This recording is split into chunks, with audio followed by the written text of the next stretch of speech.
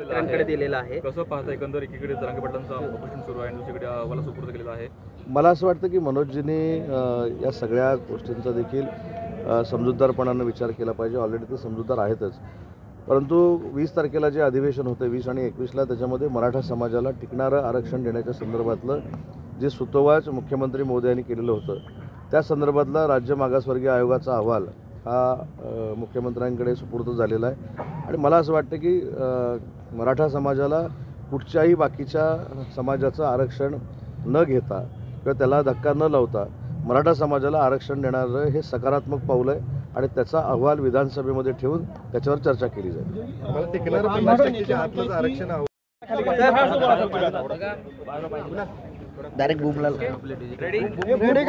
Sir, शिवसेनेचं महाअधिवेशन राष्ट्रीय अधिवेशन कोल्हापूरमध्ये भरवण्यात आलेलं आहे. काय नेमकं उद्दिष्ट असणार आहे, कारण आगामी काळामध्ये लोकसभा निवडणुका देखील आहेत. शिवसेनेचं अधिवेशन कोल्हापूरमध्ये होतं हा एक राजकीय विलक्षण योगायोग आहे. आपल्या सगळ्यांना माहीत असेल की वंदनीय बाळासाहेबांची देखील प्रचाराची सुरुवात ही कोल्हापूर नगरीमधनं व्हायची आणि त्याच पद्धतीचा पक्षवाढीचा आणि राजकीय भविष्यामध्ये कशी वाटचाल करायची हा संकल्प माननीय मुख्यमंत्री एकनाथ शिंदेसाहेबांच्या नेतृत्वाखाली कोल्हापूरमध्ये होतो आहे.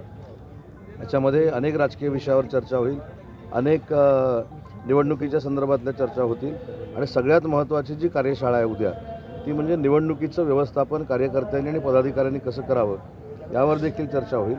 आणि 12:30 वाजता उद्या शिबिराला माननीय मुख्यमंत्री महोदय संबोधित करतील. लोकसभेच्या अनुषंगाने किती महत्त्वाचं अधिवेशन असेल हे काय वाटतं? दुपारी आज राजकीय ठराव होणार आहेत, काय महत्त्वाचे राजकीय ठराव होतील, काय परिणाम होतील? मी काल देखील पत्रकार परिषदेमध्ये सांगितलं की जे राजकीय ठराव होतील त्याचं पूर्ण ब्रीफिंग आपल्याला केलं जाईल. परंतु राजकीय ठराव हे आपल्याला सगळ्यांना माहिती आहे की जो निर्णय माननीय एकनाथ शिंदेसाहेबांनी घेतलेला होता की वंदनीय बाळासाहेबांच्या विचारापासून शिवसेना कुठेतरी दूर जाते, त्याच्यामुळे त्यांनी पुढाकार घेऊन नॅशनल अलायन्स केली. भविष्यातलं राजकीय धोरण आमचं काय असणार आहे, राजकीय कशा पद्धतीने आम्ही वाटचाल करणार आहोत, आमच्या शिवदूतापासून जिल्हाप्रमुखांपर्यंतची कार्यप्रणाली काय राहणार आहे याच्यावर सगळ्यावर चर्चा आजच्या शिबिरातनं होईल.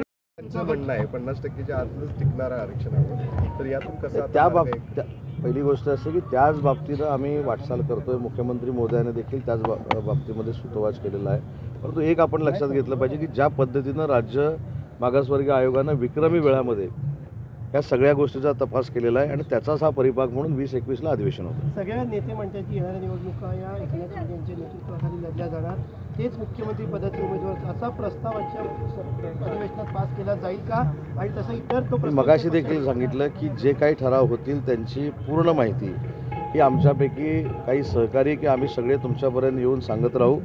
त्या ठरावाचं नक्की कारण काय आहे, तो ठराव कशासाठी घातलेला आहे हे देखील आम्ही सांगू. परंतु शिबिर सुरू व्हायच्या अगोदर ठराव कुठचे असणार आहेत हे सांगणं योग्य नाही.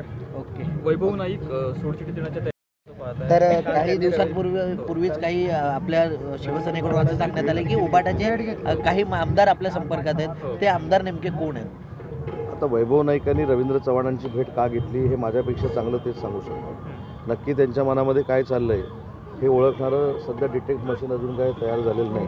परंतु अनेकांच्या मनामध्ये अशी चलबिचल सुरू आहे. त्याच्यातले काही शिंदेसाहेबांच्या संपर्कामध्ये आहेत, काही देवेंद्रजींच्या संपर्कामध्ये आहेत, काही अजितदादांच्या संपर्कामध्ये आहेत. कोकणामध्ये नारायण राणे लोकसभा निवडणूक लढत होईल अशा प्रकारे चर्चा आहे, कसं पाहताय? कारण राज्यसभेवर त्यांची वर्णी लागली. काल देखील सांगितलेलं आहे की रत्नागिरी सिंधुदुर्गवर शिवसेनेचा दावा आहे. शिवसेनेनं त्या ठिकाणी निवडणूक लढलेली होती, त्याच्यामुळे रत्नागिरी सिंधुदुर्गवर शिवसेनेचा दावा आहे. ओके, धन्यवाद सर.